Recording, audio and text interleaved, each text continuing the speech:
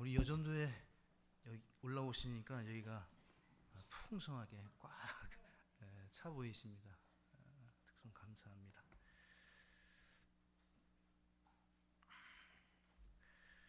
네, 이 시간 다 함께 일어나셔서 요한복음 1장 29절과 30절 말씀을 함께 읽겠습니다.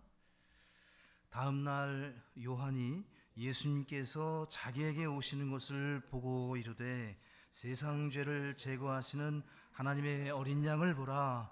이분은 내가 전에 내 뒤에 한 사람이 오시는데 그분께서 나보다 앞서신 것은 그분께서 나보다 먼저 계셨기 때문이라 하고 말한 분이라. 아멘. 하나님 아버지 감사합니다. 오늘 우리를 부르시고 이곳에서 영과 진리로 주님께 나아가며 참된 예배를 드리게 해주시니 감사와 찬송을 드립니다. 우리를 위해 2000년 전 갈보리 십자가에 달려 죽으시고 3일 만에 부활하심으로 우리의 모든 죄를 사해 주시고 하나님의 자녀 삼아 주셔서 감사합니다. 이제 옛것은 지나갔으니 보라 새 것이 되었도다 하신 말씀처럼 우리는 새로운 사람으로 새로운 삶을 살아가는 하나님의 자녀인 줄로 믿습니다.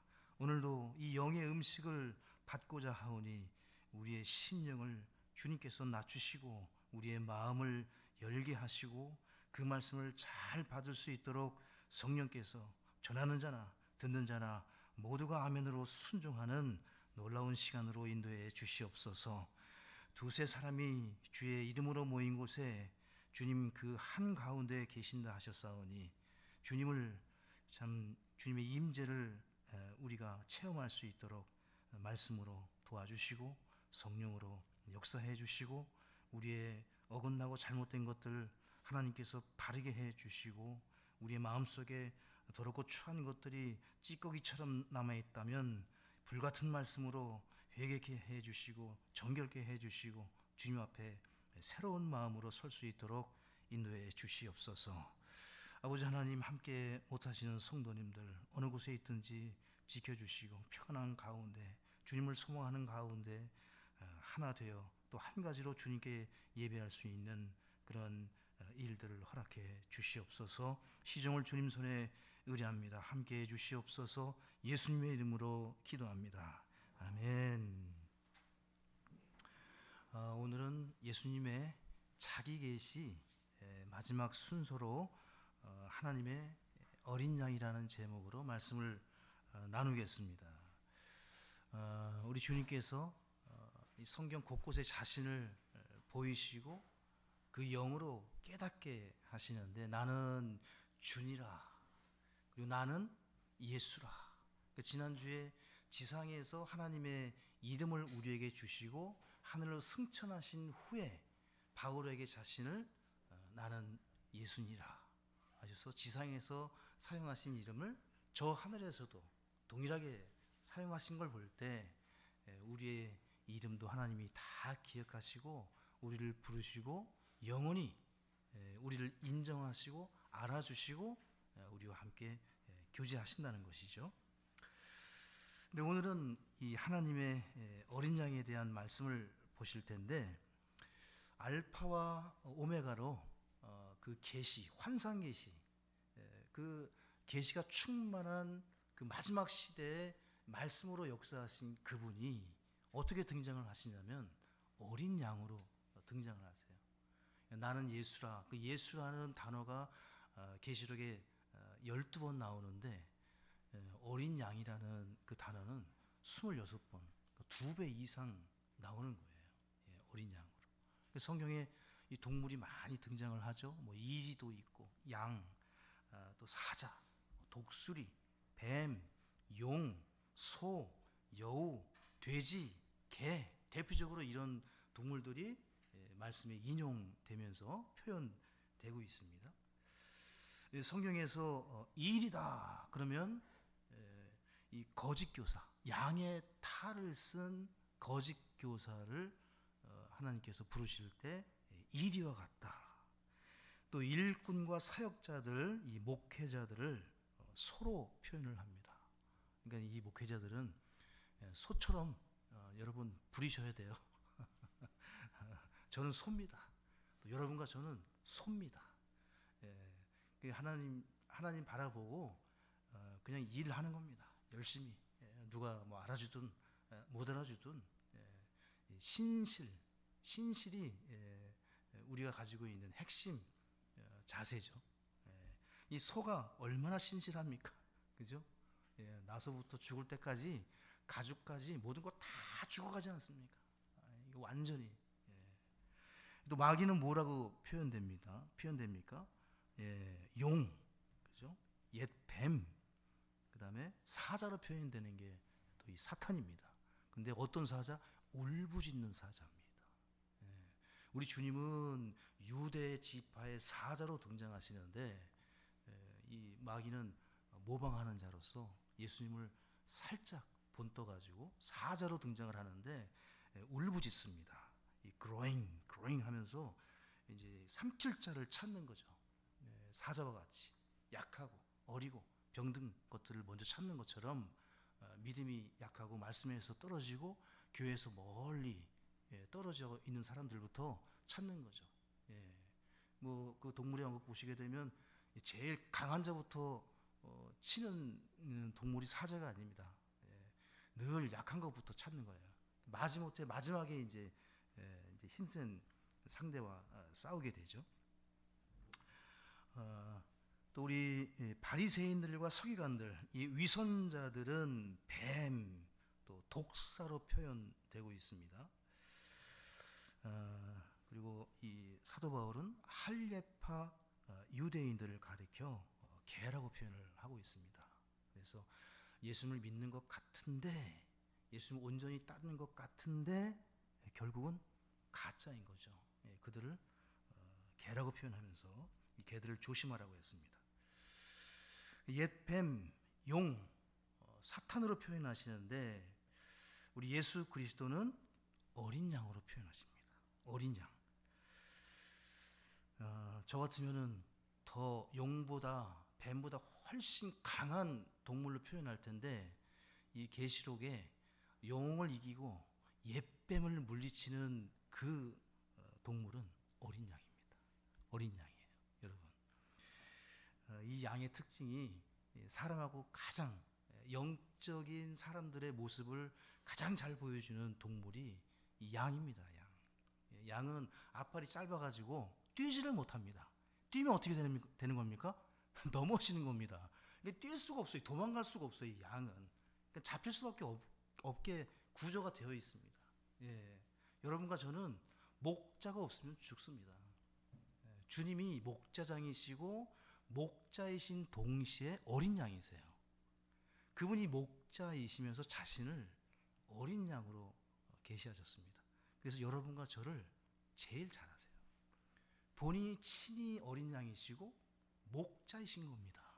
그러니까 이 어린 양 된 여러분과 제가 가장 안전하고 복된 삶을 사는 비결은 목자 옆에 붙어 있는 거예요. 아멘이시죠? 이 목자를 바라보고 목자의 음성을 듣는 겁니다. 이 양은 근시입니다. 그것도 아주 지독한 근시예요. 그래서 이 사물을 보고 가는 게 아니라 절벽이 저 앞에 있는데도 그냥 가다가 떨어져 죽는 유일한 동물이 이 양입니다. 이 음성을 듣는 거예요. 자기 목자의 음성을 듣고 따라가는 거예요. 그 사람의 모습을 보는 게 아닙니다. 여러분과 저는 믿음으로 살아가는데 그 믿음을 어디에서 우리가 얻습니까? 믿음은 들음에서 나며 들음은 하나님의 말씀으로 말미암느니라. 그 음성, 그 말씀이 하나님의 말씀이라면 그 목자를 따라가는 겁니다. 여러분도 그렇게 그 말씀을 따라서 움직여 나가셔야 되겠죠. 그리고 이 보통 동물들은 이렇게 죽게 되면 죽음의 그 지경에 이르면 다 버티고 발악하고 저항합니다.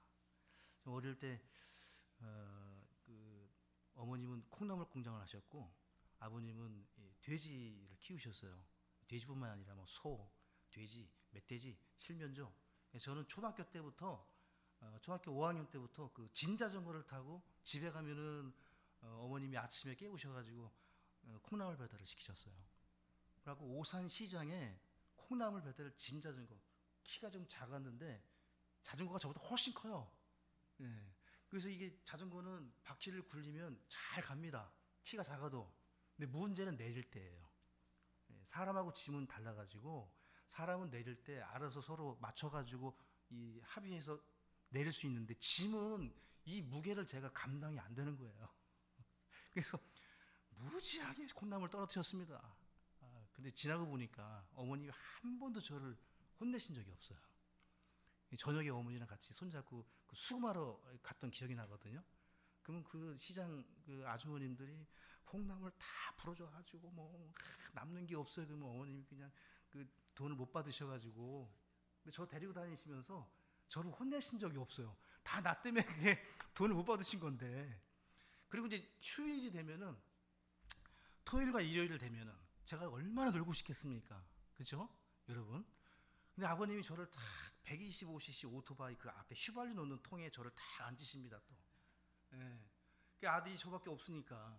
그리고서 십리길을 가서 그 서정리 그 시골에 저를 오토바이 타고 또 데려가셔서 그 하룻밤 자야 돼요. 근데 하루 종일 하는 게 뭐 속골을 베든지 아니면 돼지 거름을 그 삼채기에 받아가지고 아버님이 그 돼지 그 똥을 이렇게 막 삽으로 하시면 저한테 그걸 이제 옮기시는 거예요. 그럼 그걸 또 받아가지고 또 버리고 모내기 할 때 되면 모내고. 그러니까 저는 이 일요일 날 어떻게 하면 도망을 갈까.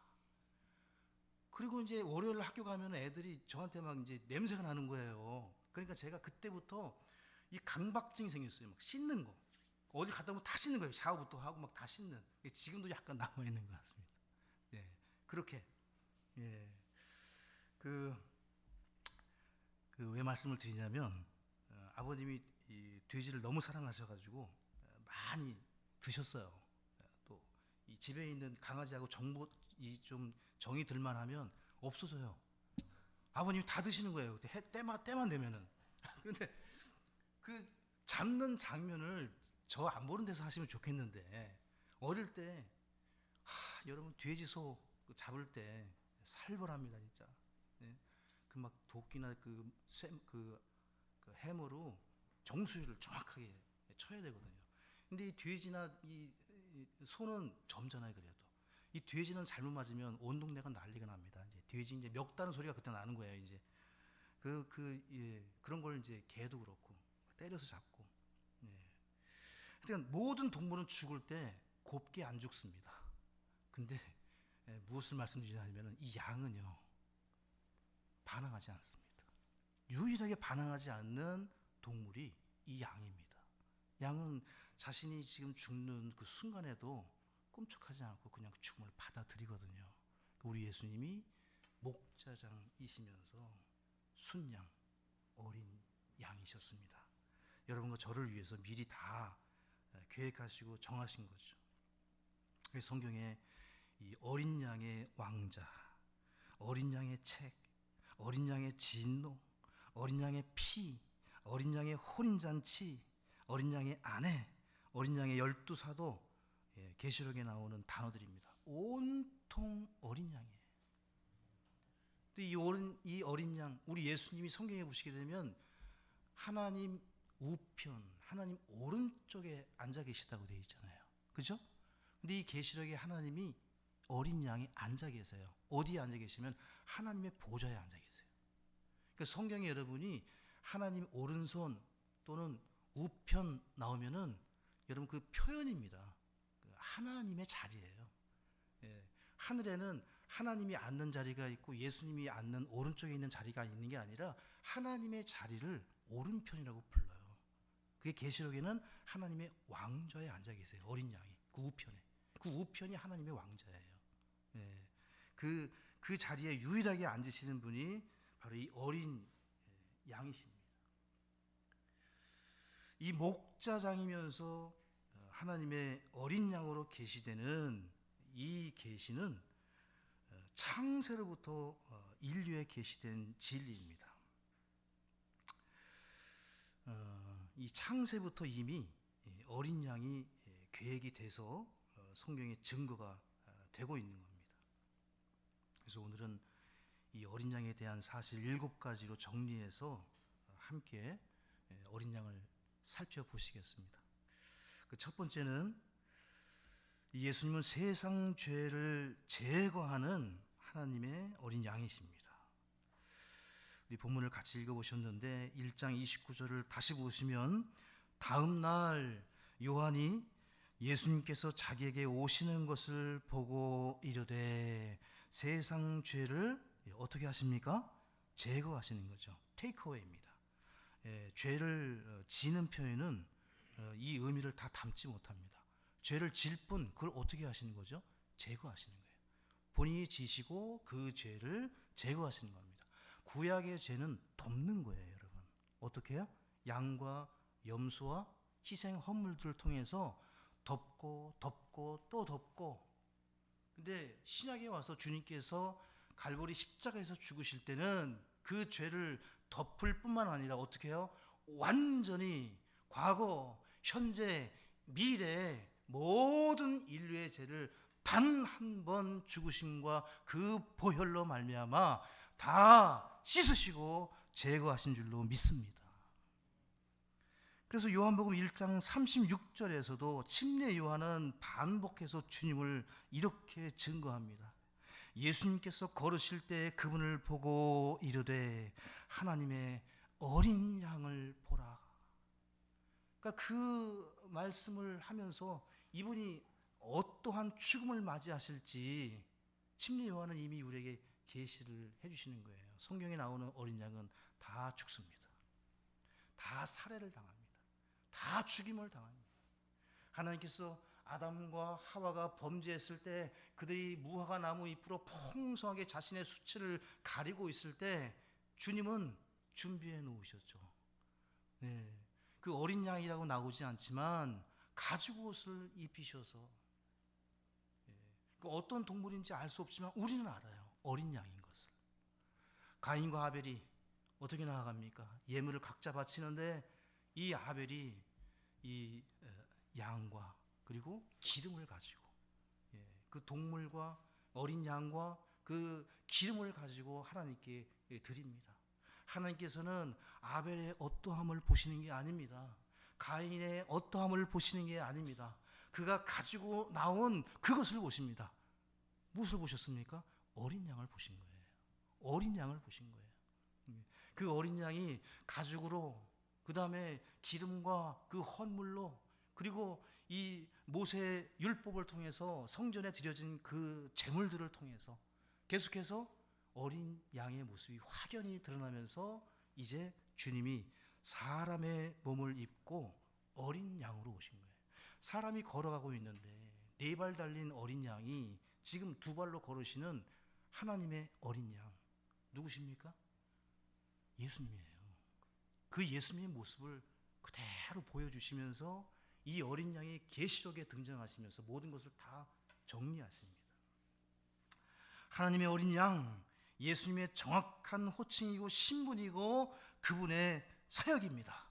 침례 요한은 이 사실을 알고 반복해서 예수님을 가리켜 보라, 하나님의 어린 양을. 누구를 보라고요? 하나님의 어린 양을 보라. 우리는 누구를 보여줘야 됩니까? 하나님의 어린 양, 당신을 위해서 죽임을 당하신, 당신의 어떠한과는 상관없이 당신의 소유와 당신의 학식과 당신의 성품과 당신의 그 어떠한 것도 상관없이 모든 사람을 위해서 죽으셨습니다. 출애굽기 12장에 보시게 되면 이집트의 마지막 재앙인 장자 재앙을 내리시면서 유월절을 명하시지 않습니까? 이 유월이잖아요. 담을 넘는 건 아닙니까? 넘어가는 유월이지 않습니까? 근데 이스라엘 백성에게 뭐라고 말씀하셨죠? 이 상인방, 문설주 양 옆쪽과 이 위쪽에 우슬초로 어린 양을 잡아서 그 피를 뿌리라고 하셨어요. 그 피를 이 문설주에 문 인방에 다 뿌려놓는 겁니다. 근데 문 안에다가 넣으라고 하지 않으시고 문 바깥에 넣으라는 거예요. 왜 그렇죠? 보시려고. 내가 그 피를 볼 때에 넘어가리라. 주님이 보시는 건 무엇을 보십니까? 그 사람의 성품, 그 사람의 됨됨이, 그 사람이 선하고 착하게 살아온 것, 그 사람이 어떻게 살아왔더니 상관없어요. 강도도 구원받는 거예요. 주님이 여러분과 저를 보실 때 무엇을 보십니까? 어린 양, 그 피를 보시는 겁니다. 그 피를 볼 때 구원해 주시는 거예요. 그러니까 나에게 그 핏뿌림이, 그 우슬조로 뿌려진 그 핏뿌림이, 갈고리 십자가의 보혈과 핏뿌림이, 그것이 바로 나를 위한 것이었구나. 내가 죽어야 될 그 핏뿌림이 나를 대신해서 죽으셨다는 걸 믿을 때, 주님이 여러분과 저를 볼 때 어린 양의 핏뿌림이 저에게 있는 것을 보시고 사망의 그림자가 넘어가는 겁니다. 저를 구원해 주시는 거예요. 이분이 바로 어린 양이십니다. 창세부터 이 어린 양이 누구신지 계시해 놓으셨어요. 아담의 에덴 동산에서부터 아벨로 이어지며 모든 인류에게 선포된 진리가 바로 이 계시입니다. 여러분 히브리서 11장 우리 4절을 보면서 확인해 보겠습니다. 이제 구약에 있는 사건들을 신약에서 정리하면서 사도 바울이 그 계시를 해석하고 완성해 주거든요. 그래서 이렇게 설교할 수 있는 그 감사가 바로 이 신약이 구약을 해석해 주기 때문에 그렇습니다. 이 죄인들이 주님께 받아들여지는 유일한 한 가지 방법이 어린 양의 피라는 거예요. 자, 11장 4절 같이 읽어보시면 믿음으로 아벨은 가인보다 더욱 뛰어난 희생물을 하나님께 드리고 그것에 의해 자기가 의롭다는 증거를 얻었는데 하나님께서 그의 예물들에 대하여 증언하시느니라. 그가 죽었으나 믿음으로 여전히 말하고 있느니라. 믿음으로 말하고 있는 게 어린 양이에요. 희생제물. 나는 이 피를 흘렸고 이 피와 기름을 가지고 주님 앞에 나가서 주님께서 나를 의롭다 여기시는 것은 나의 어떠함이 아니라 바로 그 어린 양의 보혈을 내가 믿었기 때문에 나를 의롭다 여기시는 것이다. 이렇게 지금 말씀을 하고 있는 겁니다. 사람이 하나님께 받아들여지는 유일한 방법이 바로 이것입니다. 무엇을 주께 드려야 되는가? 무엇을 주님께 보여드려야 되는가? 바로 예수 그리스도이신 줄로 믿습니다. 그분의 죽으심과 사망과 피 흘림과 부활하심, 그분의 핏뿌림이 나에게 있는가?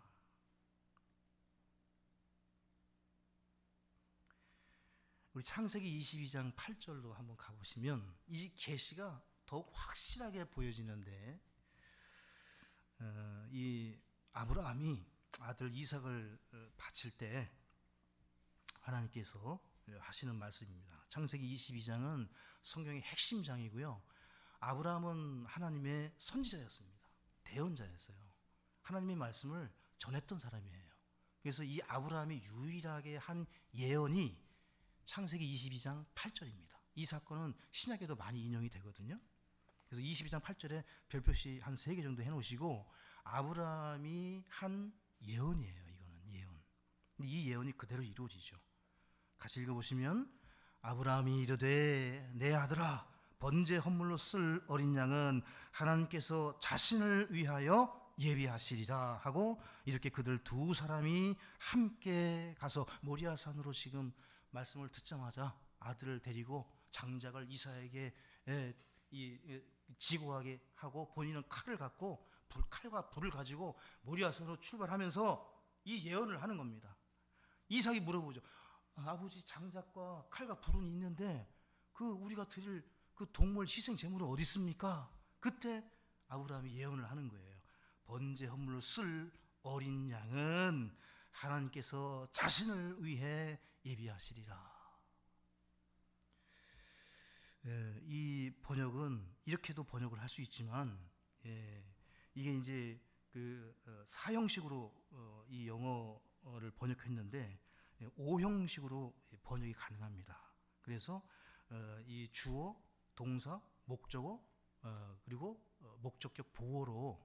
근데 지금 우리 흠정역은 이 간접 목적어, 직접 목적어 이런 식으로 이제 이렇게 번역을 했는데, 그래서 이 오형식으로 번역을 하게 되면 번제 헌물로 쓸 어린 양을 친히 하나님께서, 그러니까 자신이 어린 양으로 번역을 할 수 있어요.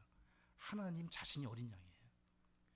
번제 헌물로 쓸 어린 양이 바로 나다고. 이거 나중에 한번 그 비교해서 같이 설명을 드리겠습니다. 근데 둘 다 핵심은 양을 준비하는 주체가 누구냐? 바로 하나님이시라는 거예요. 하나님이 어린 양. 하나님이 이삭을 대신해서 어린 양을 준비하셨죠. 근데 창세기 22장을 오늘 돌아가셔서 읽어보시면 하나님이 준비한 양은 어린 양이 아니에요. 순양이에요. 순양. 22장에 나오는 순양. 그죠? 그러니까 어린 양. 창세기 22장 8절에서는 분명히 어린 양, 이게 LAMB라는 어린 양이에요. 근데 22장에서 이삭을 제물로 바칠 때는 RAM, 순양이 나와요. 이 큰 장성한 양이. 그러니까 무엇을 말씀하시냐면 그 어린 양은 아직은 계시만 하시고 장차 어린 양이, 여기 요한복음 1장 29절에 나오셨잖아요. 정확하게. 그 어린 양이 누구십니까? 여기에 예언된 양이에요. 창세기 22장 8절에. 놀랍죠? 하나님께서 친히 자신을 위해서, 우리를 위해서 그렇게 해놓으신 겁니다. 하나님께서 아브라함을 통해 친히 준비하실 어린 양이 바로 자기 자신 예수 그리스도이심을 계시해 주신 말씀입니다. 이분이 바로 세상 죄를 제거하는 하나님의 어린 양이셨습니다. 두 번째입니다. 우리 예수님은 유월절 어린 양이세요. 우리 출애굽기로 가보시면 이 12장 12절과 13절 같이 읽습니다. 내가 이 밤에 이집트 땅을 지나가며 사람과 짐승을 막론하고 이집트 땅에 처음 난 모든 것을 치고 이집트의 모든 신들에게 심판을 지팡하리라. 나는 주니라. 그 피가 너희가 거하는 집 위에 있어 너희에게 표적이 될 것이니라. 내가 그 피를 볼 때에 너희를 넘어가리니 내가 이집트 땅을 칠 때 그 재앙이 너희에게 닥쳐 너희를 멸하지 아니하리라. 그러니까 멸할 수 있다는 거죠. 그 피가 없으면. 이스라엘 백성이어도. 근데 이집트 백성이어도 그 문인방에 피가 있으면 살았던 거예요. 주님이 무엇을 보시는 겁니까? 유대인, 이스라엘, 하나님의 선민을 보신 것이 아니라 그 피를 볼 때에, 그 피를 볼 때에 어떤 민족, 어떤 백성 누구라도 다 구원받을 수 있습니다. 사람들이 보도록 집안이나 방 안에 바르라고 하지 않으시고 피를 보실 수 있도록 문 상인방과 문설주 옆에, 양 옆에 피를 뿌려서 내가 볼 수 있도록 하라. 그러므로 이 구원을 간증하고 침례 순종하는 것은 은밀한 사역이 아니라 공개적으로 하라고 하셨어요. 왜? 구원은 공개적인 사건이에요. 구원은 나만 아는 그런 사건이 아니에요. 구원은 하나님께서 자신을 위해서 자신의 몸을 드렸고 그 사실을 믿는 것이기 때문에 숨길 수 없는 진리이기 때문에, 그래서 구원과 이 침례식은 하나님께 공개적으로 우리가 하는 겁니다. 다음 주에 우리가 그 영광을 함께 누리실 텐데요. 하늘의 천사들과 하나님과 우리 지역교회 성도들이 함께 기뻐하면서, 그렇죠? 이때 정말 우리 교회 잔칫날입니다. 잔칫날. 구원받고 침례 순종하는. 그래서 우리가 생일도 기억해서 기념하는 것도 좋지만 이렇게 구원과 침례식에 온 성도가 다 같이 참여해가지고 좀 떡도 하고 막 그랬으면 좋겠습니다. 교회가 좀 여유가 되면 소도 한 마리 잡고 그래서 막 국밥도 돌리고 막 이렇게 하면 얼마나 좋겠습니까? 믿는 자들이 저렇게 구원받고 같이 침례 순종하면서 이제 예수와 함께 죽고 예수와 함께 살아났습니다. 우리의 삶이 변화됐습니다. 이걸 공개적으로 간증하는 거잖아요. 출애굽기 12장 21절도 보시게 되면 그때 모세가 이스라엘 모든 장로들을 불러 그들에게 이르되 너희 가족들에 따라 너희를 위해 어린 양을 끌어내어 취한 뒤 그 유월절 어린 양을 어떻게 해요? 죽이라고요. 어린 양은 누가 죽이는 겁니까? 여러분과 제가 죽인 겁니다. 22절에 너희는 우슬조 한 묶음을 가져다가 대야에 담은 피에 그것을 적셔서 대야에 있는 피를 문의 상인방과 양옆 기둥들에 뿌리고에 밑줄을 둔 것이고요. 뿌리면 피할 수가 없어요, 여러분. 예. 우슬초에 뿌리면 짬뽕 국물이 튀면은 피할 수 없듯이 피할 수가 없어요. 완전히 구원의 증거를 뭐 지울 흔적이 안 됩니다. 그냥 확실하게 뿌리고 아침까지 너희 중 한 사람도 자기 집 문 밖에 나가지 말지니라. 왜요? 갈보리 십자가에서 주님이 죽으시기 때문에 이 어린 양의 죽음을 기념하는 거예요. 기억하고. 그러니까 경거망동하지 말고 밖으로 나가지 마라. 왜? 주님이 피를 찾고 계시기 때문에, 그 피를 보시기 때문에 그 피가 있는 곳에 있어야 되는 거예요. 그래야 살 수가 있었던 겁니다. 피 아래 있으라고. 피 아래. 어린 양의 그 피 아래. 어린 양의 죽음과 그 피가 우리를 구원하는 줄로 믿습니다. 군대도 왕도 그 어떤 권세자도 우리를 구원할 수 없습니다. 이 어린 양의 죽음과 피만이 우리를 구할 수 있어요. 여러분, 산속이나 계곡이나 지하 깊은 곳에 폭탄을 피할 수 있는 어떤 장소에서도 구원받을 수 없지만 그 어린 양의 피 아래에 있으면 구원을 받습니다. 그 누구라도 하나님 보좌, 그 어린 양 가까이 나아가면 주님이 누구라도 거절하지 않으시고 다 품으시고 안전하게 하시는 줄로 믿습니다. 주님이 무엇을 보십니까? 어린 양의 피입니다. 어린 양의 피예요. 고린도전서 5장 7절을 통해 확인하겠습니다. 유월절 어린 양, 그 우리를 위해 잡히셔서 어린 양을 잡아서 피 흘려 죽게 하는데 정확하게 고린도전서 5장 7절에 이렇게 해석을 해주지 않습니까? 같이 읽습니다. 그러므로 묵은 누룩을 제거하라. 그러면 너희가 누룩 없는 자들이듯이 너희가 새 덩어리가 되리라. 우리의 유월절 어린 양 곧 그리스도께서 우리를 위해 희생물이 되셨느니라. 누구를 위해서? 여러분과 저를 위해서 죽으시고 피 흘리셨기에 그분을 높이 찬양하고 힘껏 노래하고 그분께 기도하고 그분을 위해 살려고 애쓰는 것은 지극히 정상이요 아름다운 일이요 구원받은 성도가 모두 헌신하는 것은 하나님의 뜻입니다. 세 번째입니다. 우리 예수님은 성전 제단에 드려진 어린 양이셨습니다. 출애굽기 29장 38절에 이제 네가 제단 위에 드릴 것은 이러하니 너는 날마다 계속해서 1년 된 어린 양 2마리를 드릴지니라. 너는 한 어린 양은 아침에 드리고 다른 어린 양은 저녁에 드릴 것이며. 이 드리면 어떻게 되는 겁니까?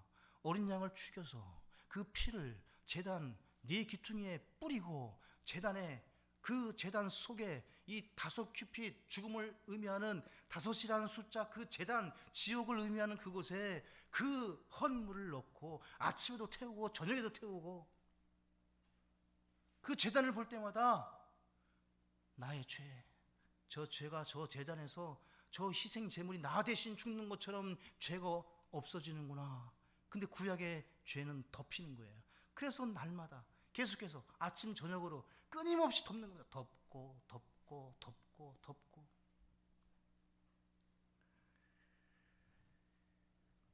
성전이 있는 동안 어린 양은 죽임을 당하고 피를 흘립니다. 피는 육체의 생명입니다. 이 피는 혼을 속죄하기 위해 하나님께서 우리에게 주신 겁니다. 이 피의 역할은 죄를 덮고 죄를 없습니다. 그래서 예수님의 피, 이 어린 양의 피가 하나님의 피예요. 완전히 제거하는 피. 레위기 17장 11절을 보시면 이 진리를 우리는 믿습니다. 한번 다 같이 보시면 레위기 17장 11절입니다. 성경책은 온통 피로 가득합니다. 성경을 읽어보시면 피가 철철 넘치는 책이 우리가 믿는 이 말씀이에요. 근데 성경은 이 피를 계속해서 말씀합니다. 11절 읽어보시면 이는 육체의 생명이 피에 있기 때문이니라. 내가 피를 너희에게 주어 제단 위에 뿌림으로 너희 혼을 위해 속죄하게 하였나니 이는 혼을 위해 속죄하는 것이 무엇입니까? 피예요. 피가 없이는 죄가 씻겨지지 않고 없어지지 않아요. 계속 피를 하나님께 보여야 되는 거예요. 계속 흘려야 되는 거예요. 히브리서 9장 22절에 율법에 따라 거의 모든 것이 피로써 깨끗하게 되나니 피 흘림이 없이는 사면이 없느니라. 뭐가 없이는요? 피 흘림이 없이는. 그러니까 우리의 혼을 속죄하는 유일한 것이 무엇입니까? 피예요. 피. 여러분과 저를 살리는, 저의 죄를 사면하는 유일한 것. 이 죄는 피로서만 정결케 됩니다. 피 흘림이 없으면 죄사함이 없습니다. 이제 성막도 같이 공부하실 텐데 성막 출애굽기 이 20장부터 40장까지 거의 반 이상이 이 성막입니다. 출애굽의 핵심은 성막이거든요. 하나님이 거하시는, 교제하는 곳. 이 성막으로 내가 범죄하면 제가 어린 양을 데리고서 갑니다. 그분 제사장이 율법에 따라서 저에게 명하죠. 그 짐승에게 안수하라. 그럼 제가 그 어린 양의 머리에 손을 얹습니다. 손을 얹어요. 그럼 저의 죄가 전가가 되는 거예요. 그럼 제가 데려온 그 어린 양, 내가 잡아온 그 어린 양에게 내 죄를 넘기는 거예요. 예수님에게. 그럼 예수님이 그 죄를 짊어지시는 거죠. 그죠? 그러면 이 제사장의 명에 따라서 그 어린 양을 누가 죽입니까? 제가 죽이는 거예요, 여러분. 제사장이 죽이는 게 아니에요. 제가 그 어린 양을 죽입니다. 그 어린 양을 각을 뜨고, 그 짐승의 가죽을 벗겨내고 각을 뜨고 내장을 뽑아내는 역할이 그게 제사장이에요. 제일 힘들고 어려운 일. 정말 세상말 노가다예요, 노가다. 제사장은 그럴듯하게 뭐 의자에 앉아가지고 율법 설명하고 그런 하루 종일 의자가 없어요, 성막에. 어린 양을 데리고 오면은 그 어린 양 해가지고 오른쪽은 다 제사장 거예요. 오른쪽 거는 그걸 가지고 이제 먹고 사는 거예요. 나머지는 제단에 넣고 불 살라버리는 거예요. 그럼 하나님이 그 불 살 때 냄새가 날 거 아닙니까? 그거를 어떻게 흠양하시는 거예요. 아하, 그렇구나. 너의 죄를 사하노라, 덮노라 하면서 덮어가는 거예요. 여러분, 그 성전 제단의 어린 양이 누구십니까? 우리 예수님이세요. 에베소서 5장 2절을 보시겠습니다. 피와 함께 다 태워져요. 그 제단 위에서. 그 놋제단 위에서 향기로운 냄새, 헌물로 드려지는 것이 바로 어린 양이십니다. 에베소 5장 2절에 같이 읽어보시면 그리스도께서 또한 우리를 사랑하사 우리를 위해 자신을 향기로운 냄새의 헌물과 희생물로 하나님께 드리신 것 같이 사랑 안에서 걸으라.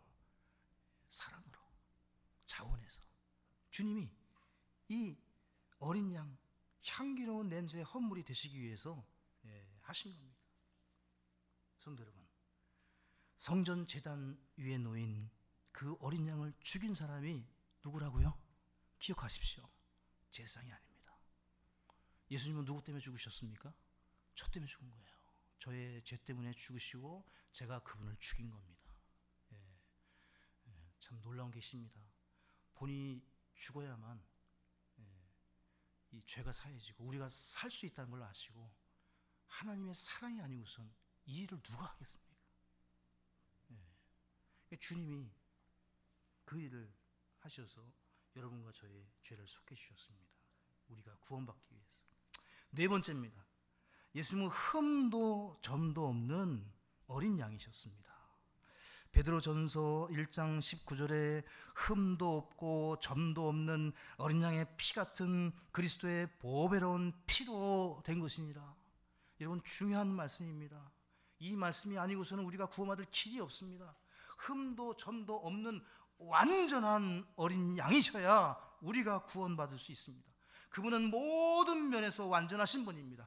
죄는 없으셨습니다. 불의도 없으셨습니다. 사악함도 없으십니다. 더러움도 없으십니다. 그분을 우리가 매일같이 따르고 그분께 기도하고 그분께 나아갈 수 있어서 우리가 새롭게 되는 것입니다. 예수님의 피는 여러분과 저와 같은 죄인들의 피가 아닙니다. 아담으로부터 물려받은 더러운 죄인의 피가 아니라 예수님의 피는 하나님의 피입니다. 우리 사도행전 20장 38절도 보실까요? 저는 오늘 계속해서 이분의 죽으심과 어린 양 하면 죽음과 피예요, 여러분. 그분을 어린 양 그러면 그냥 뭐 이렇게 사랑스럽고 막 보기 좋은 그게 아니라 우리는 동시에 어떤 마음과 생각을 갖게 되어야 됩니까? 죽음과 나를 위해서 흘리신 그 피, 그분이 바로 어린 양이에요. 28절을 같이 읽어보시면 그러므로 너희 자신과 온 양떼에게 주의를 기울이라. 성령님께서 너희를 그들의 감독자로 삼으사 하나님의 교회 곧 그분께서 자신의 피로 사신 교회를 먹이게 하셨느니라. 저는 여러분의 소유와 여러분의 학식과 성품과 여러분의 그 어떤 정도는 저의 관심사 바뀝니다. 저는 여러분이 하나님의 양떼로 구원받은 하나님의 사람이냐, 하나님의 자녀로 어떠한 사람인가에 관심이 있지 저는 다른 곳에 관심이 없어요. 그래서 여러분이 저와 같이 하나님께 드려지는 삶이 되기를 간절히 소망합니다. 온전히 주님을 기쁘시게 하고 주님께만 초점을 맞춰서 살아가시는 분들이 다 되시기를 바랍니다. 이분이 바로 우리의 어린 양이십니다. 성경은 예수 그리스도가 죄를 알지도 못하는 분이라고 말씀을 합니다. 히브리서 4장 15절에 우리에게 계신 대제사장은 우리의 연약함의 감정을 느낄 수 없는 분이 아니요 모든 점에서 우리와 똑같이 시험을 받으셨으나 죄는 없으신 분이시니라. 어찌 이런 분이 계십니까? 모든 시험을 우리와 똑같이 당하시는데 죄는 알지도 못하시고 죄는 없으신 분, 바로 그분이 우리의 어린 양이십니다. 히브리서 7장 26절에 이는 그러한 대제사장께서는 우리에게 합당하셨기 때문이라. 그분은 거룩하시고 해가 없으시며 더러움이 없으시고 죄인들로부터 분리되어 계시며 하늘들보다 더 높이 되셨느니라. 우리 베드로전서 2장 22절도 한번 찾아보겠습니다. 여러분 다 함께 베드로전서 2장 22절부터 24절까지 한번 같이 보시겠습니다. 우리의 어린 양, 우리를 위한 속죄 헌물이 어떤 모습이셨는지, 바로 이분이 여러분과 저의 어린 양이십니다. 22절 같이 읽어보시면 그분께서는 죄를 짓지 아니하시고 입에 교활함도 없으셨으며 욕을 당하시되 맞대어 욕하지 아니하시고 고난을 당하시되 위협하지 아니하셨으며 오히려 의롭게 심판하시는 분께 자신을 맡기시고 친히 나무에 달려 자신의 몸으로 우리의 죄들을 지셨으니 이것은 죄들을 향해 죽은 우리가 의를 향해 살게 하려 하심이라. 그분께서 채찍에 맞음으로 너희가 고침을 받았나니 그러므로 우리는 어떠한 사람으로 어떻게 살아가야 되겠습니까? 구원받은 것으로 그치는 것이 아니라 당연히 의롭고 거룩하고 경건하고 하나님을 위해 살아가는 저와 여러분이 되어야 될 줄로 믿습니다. 그렇게 하기 원하셔서 그것을 위해서 죽으셨다고 말씀하지 않습니까? 다섯 번째입니다. 우리 베드로전서 1장 20절을 먼저 읽겠습니다. 아까 찾으려고 했던 말씀이기도 한데요. 베드로전서 1장 20절입니다. 같이 읽습니다. 참으로 그분께서는 세상의 창건 이전에 미리 정하여졌으나 이 마지막 때에 너희를 위해 드러나셨으며 이분이 바로 창세로부터 죽임을 당하신 어린 양, 살해당한 어린 양. 영어에는 슬로트로 되어 있어요. 그러니까 직역을 하면 살해당하신 어린 양입니다. 근데 우리 성경은 이것을 완화해가지고 죽임당하신 어린 양이라고 이 표현을 하고 있는 겁니다. 그러니까 살해당하신 거예요. 죽으실 이유가 전혀 없으신 분이죠. 이 말씀은 선택의 교리를 설명해 주는 중요한 말씀인데요. 이 켈빈, 이 개신교에서 믿는 예정 선택론이 아니라 성경의 예정 선택론입니다. 창세전에 죽음이 미리 정해졌어요. 누구에게? 어린 양이신 예수 그리스도. 미리 정해졌고 마지막 때에 드러나셨고, 사람이 죄를 지으면 어린 양이 속죄양으로 드려질 것이라는 그 사실이 미리 정해졌다는 거예요. 이 말씀은 창세 전부터, 아담과 하와를 창조하시기 전부터 혹시 사람이 범죄하게 되면 하나님이 창세 전에 어린 양의 죽음을 미리 계획해 놓으시고, 아담과 하와가 범죄하지 않았다면 드러나지 않았겠죠. 근데 인간을 창조하신 하나님은 다 아셔. 미리 창세 전부터 어린 양의 죽음을 예정해 놓으신 거예요. 선택해 놓으신 거예요. 그래서 범죄한 사람들마다 이 죽임당하신 어린 양을 믿으면 어린 양의 창세전에 죽임당한 어린 양으로 인해서 구원받게 하시는 것이 성경의 예정 선택론입니다.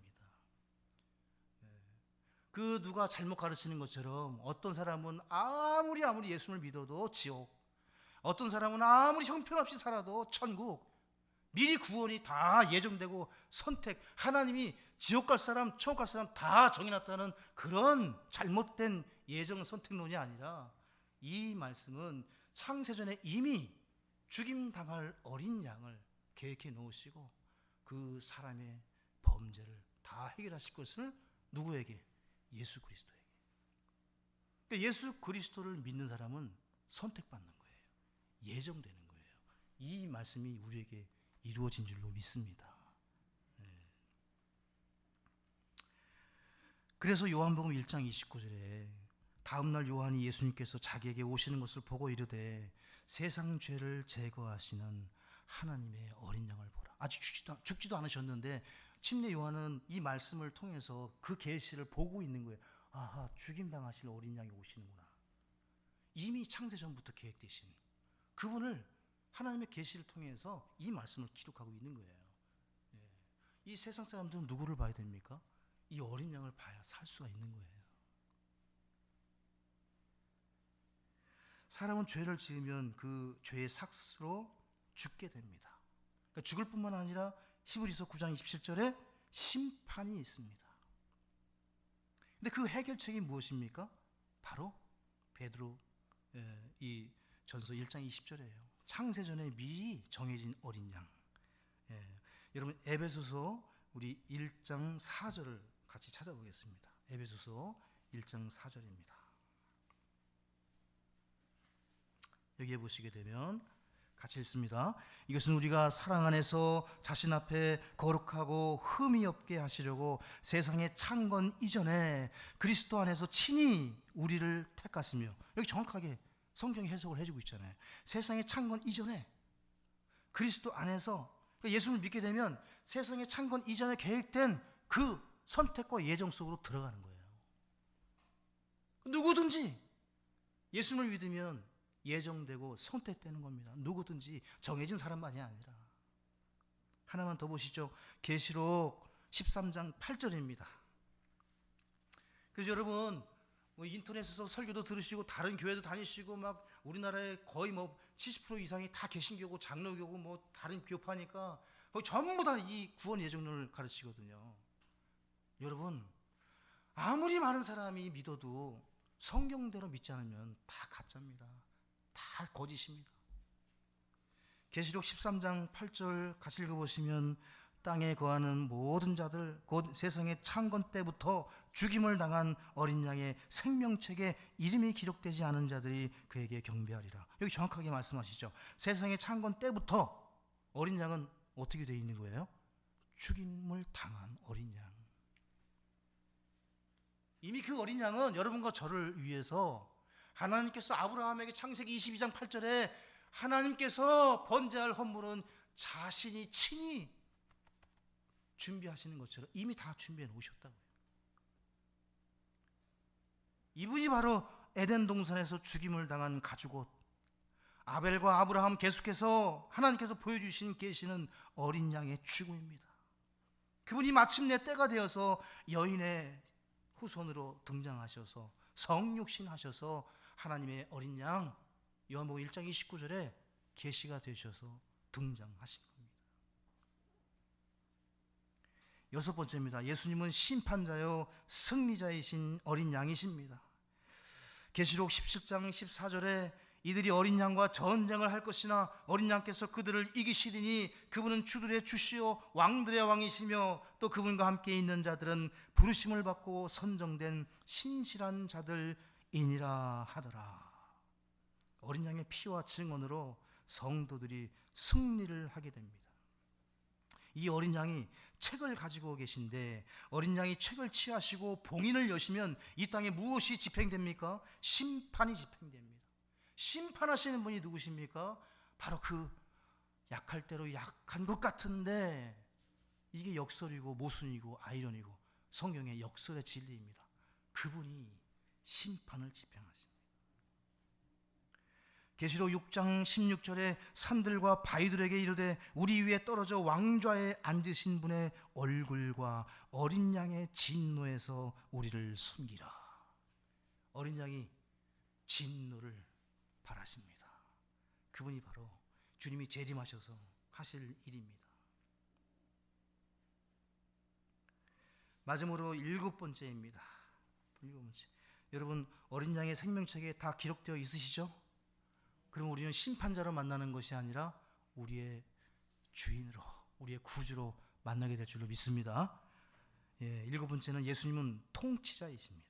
계시록 22장 1절에 또 그가 하나님과 어린 양의 왕자로부터 흘러나오는 수정같이 맑은 생명수의 정결한 강을 내게 보여주니라. 3절에 다시는 저주가 없을 것이며 하나님과 어린 양의 왕좌가 그 안에 있어서 그분의 종들이 그분을 섬기고, 여기 3절에 그분의 종들이 그분을 섬기고, 이 하늘에 계신 어린 양이 왕좌 가운데 계시죠. 그 왕좌는 하나님만이 앉으시는 곳이거든요. 근데 누가 앉아 계십니까? 하나님과 어린 양의 왕좌죠. 하나님 우편 같은 말이에요. 왕좌에 계신 어린 양을 봤어요, 사도 요한이. 전에 죽임을 당한 것 같은 그분,